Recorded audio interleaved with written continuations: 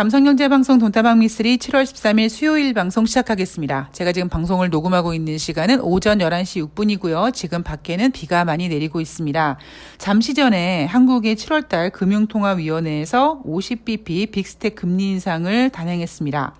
그리고 우리나라 증시는 금리 인상 예상치만큼 했다. 이벤트가 끝났다. 불확실성이 해소됐다라는 제목을 달고 상승하고 있습니다. 개소리죠. 자, 오늘 돈다방 미쓰리는 7월 10일 화요일 뉴욕 증시 마감 현황 그리고 오늘 밤에 예정되어 있는 경기 지표에 대해서 한번 시나리오를 준비해 보도록 하겠습니다. 자, 우선 7월 12일 화요일 뉴욕 증시는요, 하락했습니다. 다우지수가 0.62, S&P 500이 0.92, 나스닥이 0.95% 하락했습니다. 이날 뉴욕 증시가 하락한 이유는요, 여러분들은 어떻게 생각하십니까? 소비자 물가지수 발표를 앞둔 경계감, 우려감? 왜냐? 지금 시장은 8.8%를 예상하고 있기 때문에. 그래서 진짜 소비자 물가지수가 8.8% 나오면 어떻게 하는 그 우려감으로 하락하는 걸까요? 아니면 국제유가가 이날 하락한 이유가 경기 침체 우려거든요. 경기 침체 우려가 주식시장에 반영이 돼서 이날 증시가 하락한 걸까요? 경기 침체든 아니면 인플레이션이든 어쨌든 이 두 가지 이슈 모두 주식시장에는 긍정적인 재료가 될 수는 없습니다. 자, 이날 발표된 경제 지표는요, 6월달 소기업 낙관지수가 5월달에 93.1에서 6월달에 89.5로 하락했습니다. 2013년 1월 이후 최저치를 갱신했고요. 자, 그러면 이날 발표된 경제 지표는 부진했다. 그렇다면 인플레이션보다는 경기 침체 우려 자료가 더 강력하게 작용을 한 거라고 볼 수 있죠. 자, 그리고 국제 유가는요, WTI가 8.05% 하락했습니다. 달러로는 8.38달러 하락해서 95.71달러가 됐습니다. 4월 11일 이후 최저치라고 합니다. 지금 국제 유가가 이렇게 하락하는 이유는 달러 강세 요인도 있고요. 코로나 변이 확산 요인도 있고요. 경기 침체 우려도 있습니다. 코로나 변이가 확산되는 부분은 물론 예전처럼 셧다운이 되거나 이러진 않겠습니다만 그래도 변이 확산으로 확진자 수가 증가되고 이게 각국에 다시 코로나 재유행이 된다면 분명히 우리의 행동 반경은 제약을 받을 겁니다. 따라서 수요 둔화 우려감 때문에 국제유가가 하락한 거고 6월 달에 ECB에서 금리를 동결했죠. 지금 유럽도 인플레이션이 상당히 걱정되고 있는 수준이지만 유럽 경제가 너무 안 좋아서 금리 인상을 못할 정도로 안 좋습니다. 일본과 거의 흡사하게 지금 진행이 되고 있습니다. 유럽 경제를 포함해서 글로벌 경기 침체 우려 때문에 국제 유가 수요 둔화 우려감, 그래서 국제 유가가 하락한 겁니다. 제가 최근에 달러도 정점을 찍었습니다. 물론 한 번 정점을 찍고 꺾인 다음에 계속 꺾이는 게 아니라 어느 정도 위에서 지랄 발광을 한다고 말씀드렸죠. 그리고 국제 유가도 지난번 100달러 깨진 다음에 다시 100달러 회복할 수도 있을 거다라고 얘기를 했습니다. 그리고 미쓰리가 지금 보고 있는 올해 한 해 동안 WTI 평균 가격은 100달러 아래에 있을 것이다라고 전망하고 있습니다. 제가 달러와 국제 유가 아니면 다른 원자재 혹은 주식 종목들을 남녀 관계에 한번 비유를 해드릴게요. 남자와 여자가 처음에 눈이 맞아서 설레는 마음으로 썸을 타고 그리고 본격적으로 연애를 시작합니다. 그럼 그 연애 감정이 사랑하는 마음이요, 정점을 찍지 않습니까? 주식으로 얘기하면 거의 상한가예요.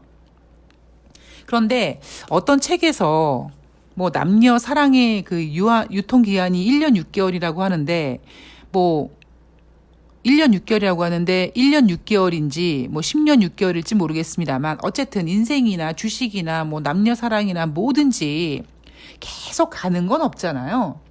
그러면 남녀가 설레임을 갖고 썸을 타고 연애를 해서 정말 막 그 남자만 생각하면, 그 여자만 생각하면 막 하트 뿅뿅에 막 이런 감정이 정점을 이루다가 쭉 어느 정도 진행을 가죠. 그러면 이제 예를 들면 막 연애를 하다가 나 저 남자랑 결혼해야 될 것 같아. 나 저 여자랑 결혼해야 될 것 같아. 그래서 마치 그 둘의 사랑이 결혼까지 갈 것 같은 막 더 추가 상승할 것 같은 막 기대감이 커지지 않습니까? 그렇게 연애를 하던 중에 어떠한 일로, 어떠한 계기로 남녀가 싸우게 됩니다. 연애 후 처음 싸운 거죠. 그러면 되게 격하게 싸웁니다. 처음 싸울 때는요. 조심조심 하면서도 격하게 싸웁니다. 왜냐하면 왜 격하게 싸우냐면 그동안 싸우지 않았었기 때문에 첫 싸움은 굉장히 강합니다. 강한 임팩을 줍니다.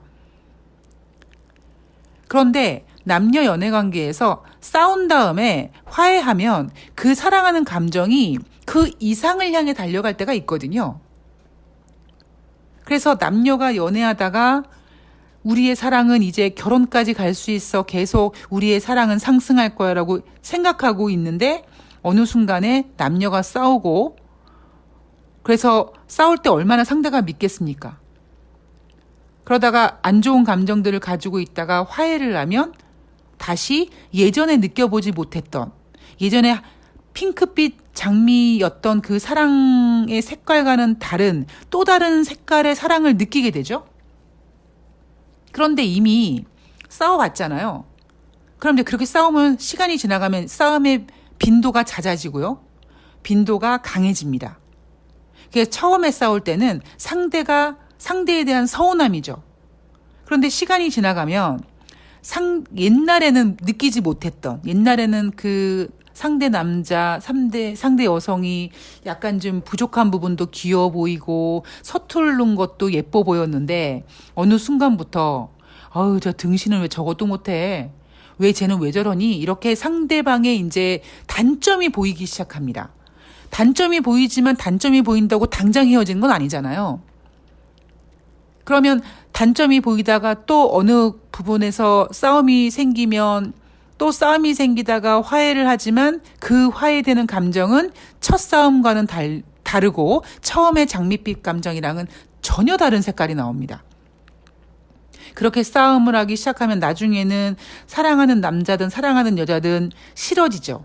그걸 우리는 흔히 권태기라고 하고, 그 권태기를 이겨낸다고 하지만 첫 감정만은 못하고 권태기를 이기지 못하면 헤어지게 되는 겁니다.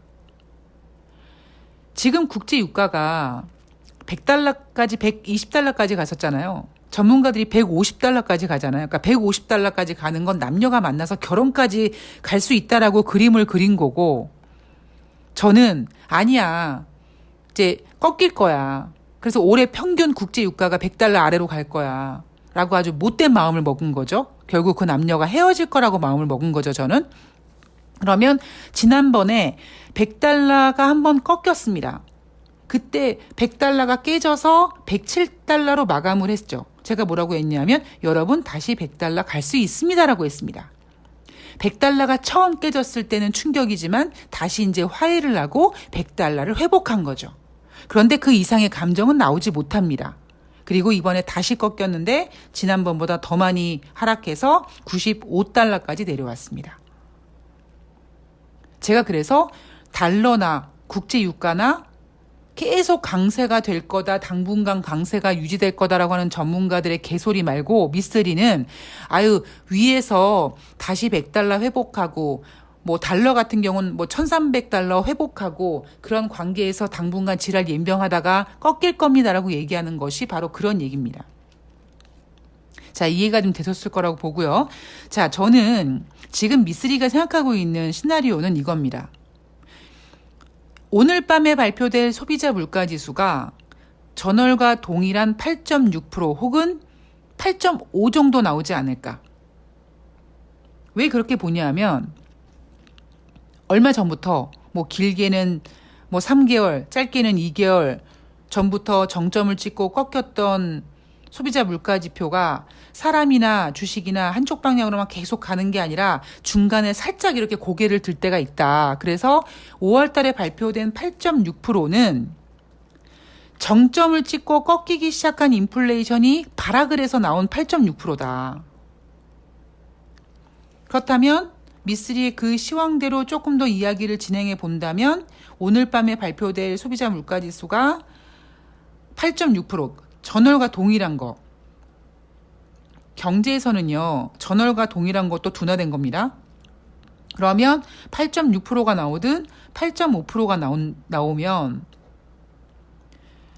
이제 드디어 연준의 금리 인상 효과가 나타나서 인플레이션이 꺾이기 시작했다라고 환호하면서 뉴욕 증시가 상승할 수 있습니다. 물론 경기 침체 재료는 가지고 가되 경기 침체와 인플레이션 우려에서 인플레이션이 살짝 1라운드 지게 되는 상황이 전개되면서 뉴욕 증시가 상승할 수 있는 거죠. 특히 만약에 소비자 물가지수가 8.6%나 아니면 8.6 이하가 나온 상태에서 지금 국제 유가가 100달러 아래로 크게 내려와 있는 상태고 여기에다가 조 바이든 대통령이 7월 13일부터 7월 16일까지 중동을 방문합니다. 그러면 지금 인플레이션을 강력하게 지배하고 있는 게 에너지 부분 바로 국제 유가니까 지금 현재 8.6% 소비자 물가지수가 나온다고 해도 국제 유가가 이제 안정되겠구나라는 기대감이 있다 보면 7월달 FOMC 회의에서 굳이 75bp 인상할 필요가 있겠니? 그냥 50bp만 하자라고 방향이 틀어지게 된다면 뉴욕 증시는 굉장히 안정이 될 겁니다. 물론 그 사이에서 경제 지표는 계속 둔화되겠지만 연준 위원들이나 이런 언론에서는 미국은 경제가 강하다 이렇게 얘기할 거고 특히 지난주에 발표된 고용지표가 예상치를 깨고 크게 증가됐기 때문에 고용이 강하기 때문에 괜찮다, 경기 침체 오지 않을 거다라는 포장을 하고 여기에다가 실적 눈높이를 많이 낮춘 기업 실적이 예상치만큼만 나와준다면 뉴욕 증시는 굉장히 괜찮을 가능성이 있습니다. 전제 조건은 다른 부분에서 큰 사고만 치지 않는다면. 이게 지금 미쓰리가 생각하고 있는 7월달 FOMC 50bp 금리 인상을 할 거라고 예상하고 있는 그 부분에 대한 전제 조건과 과정입니다. 이게 제 생각이에요. 그런데 지금 일단 시장에서는 소비자 물가지수가 8.8%가 될 거라고 나왔잖아요. 그러면 제가 최악의 시나리오를 써드릴게요. 전월에는 8.6%가 나왔단 말이에요. 그러면 8.6 이상이 나오면 그럼 8.7이 나오면 일단 다시 41년 만에 소비자 물가지수를 경신하게 되는 거죠. 그러면 7월 달에 금리 인상 75bp 거의 확실시 될 거고요. 여기에다가 같은 날 베이지북이 발표가 됩니다.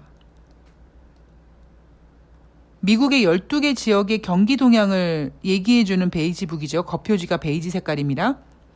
그런데 6월 달에 베이지북의 내용을 보면 미국 일부 지역에서 경제 성장 속도가 둔화되고 있다.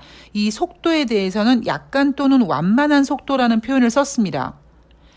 이 베이지북이 발표된 다음에 연준이 75bp 금리 인상을 했죠. 자, 그렇다면 이날 밤에 발표된 베이지북에는 미국 지역의 일부 지역이었다는 그 문구가 미국의 일부 지역이 아니라 다수의 지역으로 바뀔 수 있는 가능성이 커졌고 다수의 지역이 아닐지라도 일부 지역에서 경제 성장 속도가 약간 또는 완만한 속도가 아니라 꽤 빠른 속도로 둔화되고 있다라는 내용이 담기면 미국은 경기 침체라는 우려에 휩싸이게 되고 여기에다가 인플레이션이 시장 예상 8.7 혹은 8.8 나오면 뉴욕 증시는 아작이 날 겁니다. 그나마 방어할 수 있는 게 뭐냐면 시장 예상치는 8.8인데 8.7이 나오면 그래도 예상보다는 좀 낮았다라고 할진 모르겠습니다만 8.8보다는 낮았다가 중요한 게 아니라 8.6이라는 이 지표를 다시 고점 갱신을 했다라는 것이 더 크게 작용할 거고요. 그리고 베이지북이 미국의 경기 둔화 이런 내용 나올 거고요. 그러면 연준은 이제 1% 금리 인상 가능성도 커질 수 있고요. 1%가 너무 충격적이라고 해도 만약에 75bp 금리 인상하고 여기에다가 베이지북을 봤더니 경기 침체 우려야. 그러면 이 두 가지 악재가 엄청난 힘을 발휘해서 뉴욕 증시가 하락할 가능성이 크죠. 지금 이제 FOMC 회의가 한 2주 정도 남았거든요. 그런데 지난달에 소비자 물가지수가 8.6%가 금요일 날 발표되고 수요일 날 FOMC에서 50bp 예상을 깨고 75bp 금리 인상으로 바꿨거든요. 그렇다면 사실 아직까지 우리가 확인해야 되는 경제 지표들이 좀 있습니다. 물론 소비자 물가지수도 발표를 해서 그것도 확인해야 되지만 금요일 날 소매 판매도 확인해야 되고요. 다음 주부터 주택 지표들도 얼만큼 더 둔화될지를 봐야 되는데 문제는 2주 정도 남은 상태에서 어떤 시나리오가 전개가 될까요? 이렇게 최악으로 소비자 물가지수가 8.8%, 8.7%가 나오고 경기 침체 우려가 커져서 뉴욕 증시가 크게 하락해서 막 다우지수 막 뭐 급락했다 막 이런 얘기 나오고 그러면 문제는 뭐냐면 지금 다우지수가 그렇게 하락해도 소비자 물가지수가 8.7, 8.8 나오면 금리 인상 후퇴 안 할 겁니다. 지금 제롬 파월 연준 의장이 벼르고 있어요. 벤버냉키 너 나 무능하다 그랬어. 저기 한국에 너 미쓰리 너 나한테 너 무능하다 그랬어. 두고 보자. 이래서 이를 갈고 있어가지고 금리 인상 후퇴하지 않을 거예요. 가장 최악의 시나리오는 8.6 이상 나오는 겁니다. 8.7, 8.8 나오고 베이지북에서 경기 둔화 얘기 나오면 뉴욕 증시 크게 하락할 거예요. 그게 제가 여러분들한테 변곡점을 찾자라고 한 게 미쓰리가 생각하고 있는 약간 긍정적인 시나리오 그리고 지금 시장에서 제시하고 있는 8.8% 예상치를 가지고 쓰는 시나리오 이 두 가지 시나리오가 굉장히 극단적이잖아요. 그랬을 때 물론 미쓰리가 사용하고 있는 지금 제가 쓰고 있는 이 긍정적인 시나리오도 긍정적이진 않습니다. 냉정하게. 왜? 여러분 금리 인상이 증시의 호재가 아니라니까요. 지금 대한민국 50bp 금리 인상했잖아요. 그럼 미국이 7월 달에 운 좋게 50bp만 금리 인상하면 다시 미국과 한국이 금리 인상이 금리 기준금리가 동일해집니다. 8월 달에 연준은 금리 인상 금리 인상 예정 없어요. 회의가 없습니다. 그럼 어쨌든 지금 전개되는 금리 인상 연준의 이 분위기는 절대 주식시장이 좋지가 않아요. 그런데 제가 다시 말씀드리지만 제가 그런 얘기 드렸잖아요. 이제 대형주들을 잡아두고 종목 장세가 진행될 것이다. 삼성전자 지금 주식시장이 좋아도 6만 전자가 되지 못하고 있습니다. 삼성전자 6만 전자 되지 못하게 꽉 잡아놓고 지금 테마로는 뭐 코로나 확산 관련주부터 시작해서 지금 막 이 관련주들이 막 10%, 20%씩 막 올라갔다 내려갔다 합니다. 물론 그런 그 테마주들의 움직임도 결코 개인 투자자들이 쉽게 돈을 벌 수 없는 움직임을 보이고 있습니다만 어쨌든 미쓰리가 예상한 대로 지금 선수들의 장이 진행은 되고 있어요. 거기에서 뭐 코스피 2000이 깨진다 만다는 의미가 없습니다. 코스피 2000 쉽게 깨지진 않을 거예요. 그런데 문제는 뭐냐면 코스피가 깨지는 게 아니라 종목이 박살나거든요.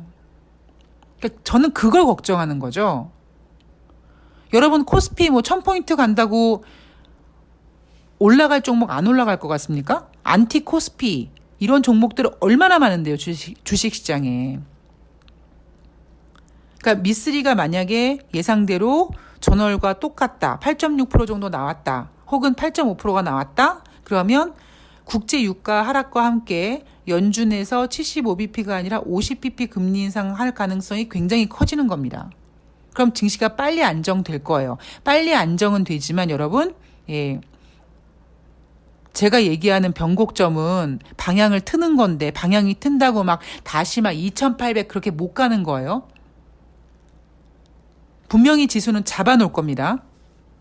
그랬을 때 제가 지금 가장 걱정하고 있는 거는 8.8% 예상치만큼 나오는 걸 가장 걱정하고 있고요. 자, 여기서 한번 우리 의심을 한번 해봅시다. 왜냐하면 왜 8.8%라는 저렇게 강력한 수치를 내놨을까? 어쩌면 오히려 일부러 기대치를 높게 만들어 놓고 그 이하로 나오면 세상에 8.8% 나올 줄 알았는데 8.6% 나왔네. 아이고 좋아. 이런 걸 노리는 게 아닌가. 왜 우리가 기대가 크면 실망도 크다고 하죠.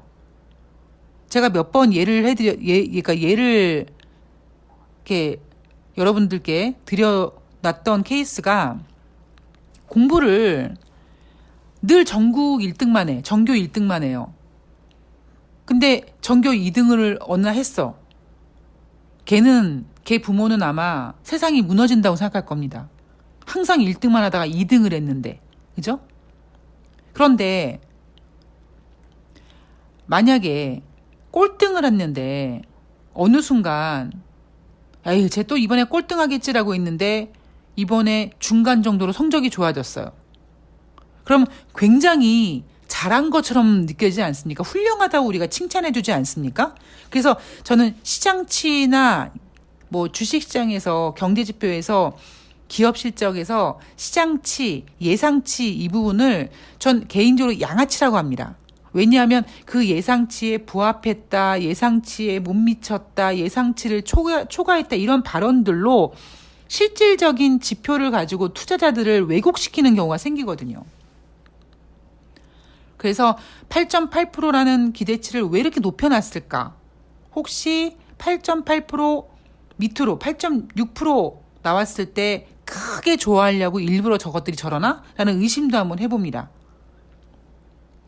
결과는 몰라요, 여러분. 그러니까 오늘 밤에 발표되는 미국의 소비자 물가가 8.6일지 8.7일지 8.8일지 아무도 모릅니다. 설령 누군가는 알 수 있어요. 그 지표를 발표하는 누군가는 알겠죠, 이미. 그런데 문제는 뭐냐면 그 지표가 중요한 게 아니라 그 지표가 발표됐을 때 과연 시장이 그 지표를 가지고 어떻게 소화시키냐가 더 중요합니다. 그래서 제가 뭐 변곡점을 찾아야 된다. 지난주 금요일까지 우리나라 증시가 상승했을 때 아직까지 흥분 금지라고 말씀드린 게 바로 그런 부분입니다. 아마 이제 소비자 물가 지수가 오늘 밤에 발표가 되면 내일 아마 돈다방 미쓰리에서는 이제 어느 정도 그림이 좀 각이 그려지지 않을까 싶습니다. 미쓰리 예상대로 된다면은 그 시나리오가 맞을 것이요. 그리고 만약에 제 예상이 틀리고 8.7, 8.8이 나왔을 때는 과연 또 시장이 어떻게 움직일지 또다시 그림을 다시 한번 챙겨봐야겠죠. 예, 굉장히 어려운 시장인 건 맞습니다만 코스피, 코스닥, 다우지수, 즉 지수와는 상관없이 지금 종목들은 열심히 세력들이 가지고 놀고 선수들이 가지고 놀고 있습니다. 예.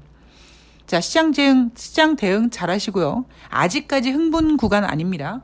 전 개인적으로 금요일 날 그러니까 소매 판매 지표까지 좀 확인을 해봐야 되지 않을까 싶습니다. 이번 주 금요일까지 제외하고 다음 주부터는 이제 연준 의원들의 블랙아웃 기간에 들어가거든요. 그런데 이날 그 발언한 리치먼드 연방은행 총재가 한 얘기가 1970년대 경기가 부진할 때 정책을 완화했고 그리고 다시 긴축했고 이렇게 긴축과 완화를 반복했던 1970년대식의 정책이 좋지 않다, 선호하지 않는다라고 했는데 이건 별로 의미가 없고 이 얘기는 뭐냐면 미쓰리가 늘 얘기하죠. 이제는 인플레이션을 금리 인상으로 잡을 수 없다. 그 얘기를 이렇게 돌려서 얘기한 겁니다. 그래서 최소한 이번 주까지는 흥분하지 말고 침착하게 만약에 진짜 설령 8.7, 8.8이 나왔다고 하더라도 너무 당황하지 말고 냉정을 찾으면서 소매 판매까지 확인을 하면서 이제 연준의 그림을 그리고 시장이 그 결과에 대해서 어떻게 풀어갈지 우리가 이제 계획을 세워야겠죠. 자, 아직까지 여러분 절대 흥분 구간 아닙니다.